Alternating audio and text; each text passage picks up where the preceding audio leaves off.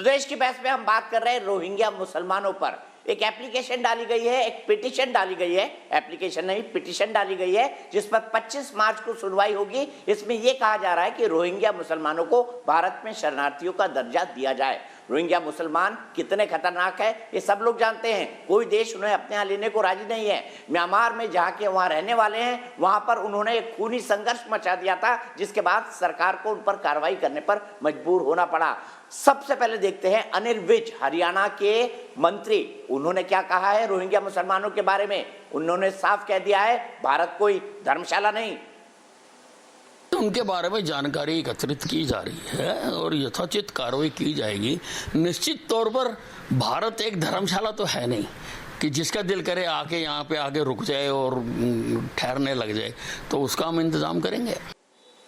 तो अनिल विज साफ साफ कह रहे हैं क्योंकि नूह मेवात का जो इलाका है वहां पर रोहिंग्या मुसलमानों की समस्या दिन पे दिन बढ़ती जा रही है। इलीगली कई सारे सैकड़ों परिवार मेवात के अंदर रह रहे हैं। मेरे साथ एक बड़ा पैनल जुड़ा हुआ है। मेरे साथ मेजर जनरल जीडी बख्शी जुड़े हुए हैं, मेरे साथ गुरु प्रकाश जी जुड़े हुए हैं जो बीजेपी के प्रवक्ता है, मेरे साथ मुजब्बिर रहमान है जो कि एक एडवोकेट है और रोहिंग्या मुसलमानों का मुद्दा उठाते रहते हैं, वकार भट्टी साहब वो भी रोहिंग्या मुसलमानों का मुद्दा उठाते रहते हैं, एडवोकेट है, विनोद बंसल जी विश्व हिंदू परिषद के राष्ट्रीय प्रवक्ता, बादल देवनाथ साहब जो कि टीएमसी के नेता हैं। सबसे पहले मुजब्बिर आपके पास आना चाहूंगा, मुझे बताइए इतना गंदा देश हो गया है, बीजेपी सरकार में आ गई है, नरेंद्र मोदी जी ने आपके मुताबिक देश को बर्बाद कर दिया है, आरएसएस मुसलमानों को जीने नहीं देती है, तो ऐसे देश में आप क्यों शरणार्थी बनाना चाहते हैं रोहिंग्या मुसलमानों को? क्यों हाथ जोड़ के बोल रहे हैं सुप्रीम कोर्ट से कि मालिक इनको शरणार्थी बना दो, वहां पर जहां पर आरएसएस और बीजेपी का शासन है?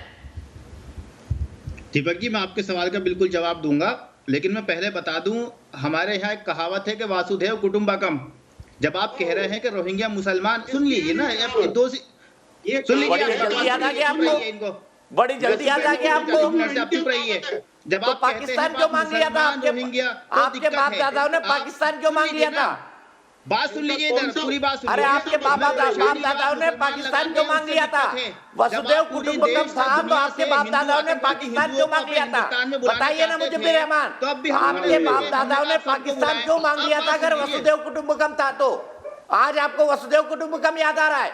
आज नहीं आ रहा, मैं आपको कानून बताऊंगा। अभी आप देश का कानून तो खैर नहीं मानते हैं, इंटरनेशनल कानून कहां से मानेंगे? बीजेपी और आरएसएस वाले तो आपके बाप दादाओं ने पाकिस्तान क्यों मांगा था इस्लाम के नाम पर? इसका तो जवाब दे दीजिए। समझते हैं अपने आप को। अब आइए, इंटरनेशनल कानून universal declaration of human rights 1948, उसके अंदर 30 अधिकार दिए गए हैं। उसमें एक अधिकार है मेरे भैया, शरण लेने का। पाकिस्तान बनवाया था ना आपने इस्लाम के नाम पर? आपके बाप दादाओं ने बनवाया था कि नहीं? कन्वेंशन 1951, अगर वसुदेव कुटुंबकम था तो पाकिस्तान की क्या जरूरत? बताइए ना मुजब्बिर रहमान, इधर उधर की बात मत करिए। आज सही पकड़े गए हैं, आज सही पकड़े गए हैं आप। वसुदेव कुटुंबकम तो फिर पाकिस्तान क्यों मांगा आपके बाप दादाओं ने? जवाब दीजिए पहले इसका। पाकिस्तान तब तक मैं आपको बोलने नहीं दूंगा जब तक आप इसका जवाब नहीं देंगे। अगर वसुदेव कुटुंबकम तो आपके दादाओं ने पाकिस्तान क्यों बनवाया? हमारा ब्रदर नहीं, इस्लाम के नाम पर हमारा ब्रदर एंड सिस्टर्स नहीं हो सकते दूसरे नेशंस? ना मैं जवाब नहीं देने दूंगा, मैं जवाब नहीं देने दूंगा आज आपको, मैं आज आपको जवाब नहीं देने दूंगा। मैंने बहुत बकवास सुनी आपके मुंह से।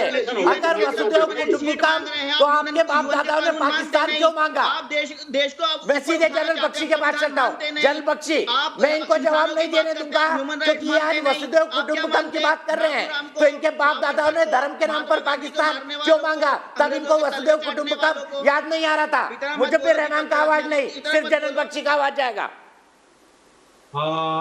मुजीबुर साहब, देखिए, universal declaration of human rights is equally applicable to Pakistan, Turkey, Saudi Arabia, Kuwait, Syria, Iraq, Malaysia, Indonesia, every single Muslim nation.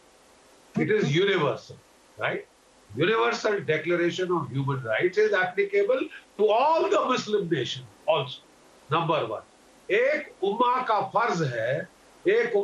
फर्ज है कि अपने गरीब भाई बहनों का ख्याल करे।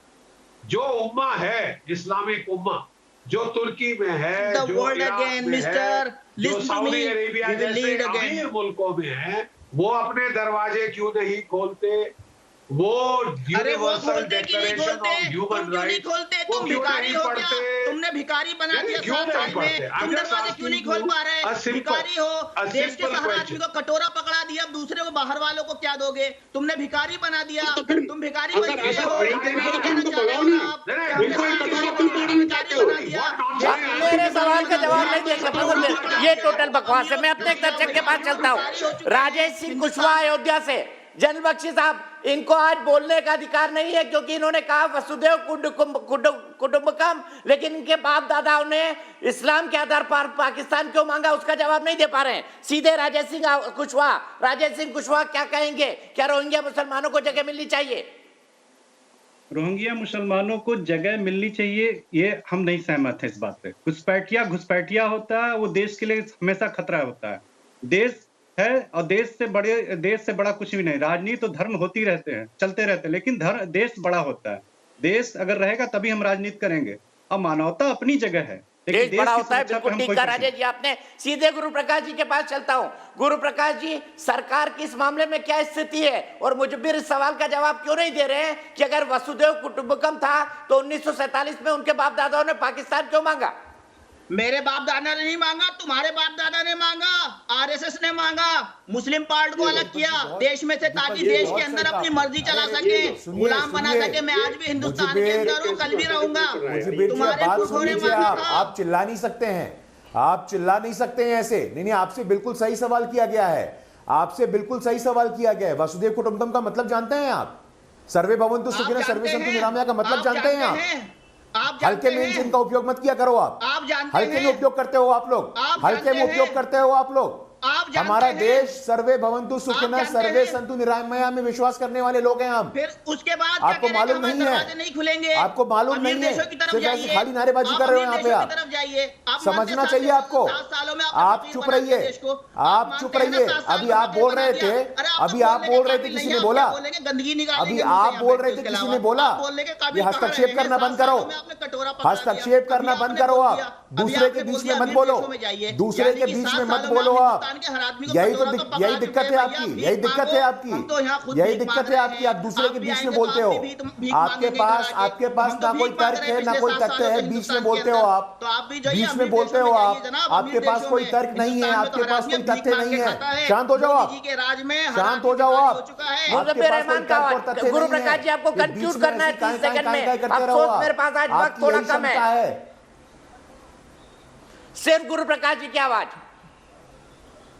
नहीं दीपक जी, मैं समझता हूं, लेकिन इस प्रकार के जो रोहिंग्या बचाओ पार्टी, देखिए दीपक जी, मैं समझता हूं, लेकिन इस प्रकार के ऐसे मुद्दों पे जो रोहिंग्या बचाओ पार्टी के प्रवक्ता बैठा लेते हैं आप, ये लोग बीच में हस्तक्षेप करते हैं। मुझे समझ में नहीं आता, मैं इनके ध्यान में लाना चाहता हूं। इतनी ये लोग सतही बातें करते हैं, इनको मालूम नहीं वसुदेव कुटुंबकम का मतलब क्या है। हम जानते नहीं, जो मेवात में एक डिजाइन के तहत लोग आ रहे हैं, हरियाणा से पंजाब जाएंगे, पंजाब बॉर्डरिंग स्टेट है। आप जानबूझ करके एक डेमोग्राफिक इम्बैलेंस क्रिएट करने का काम कर रहे हैं, आप जानबूझ करके एक असंतुलन बना रहे हैं। हम जानते हैं कौन लोग इसके पीछे हैं।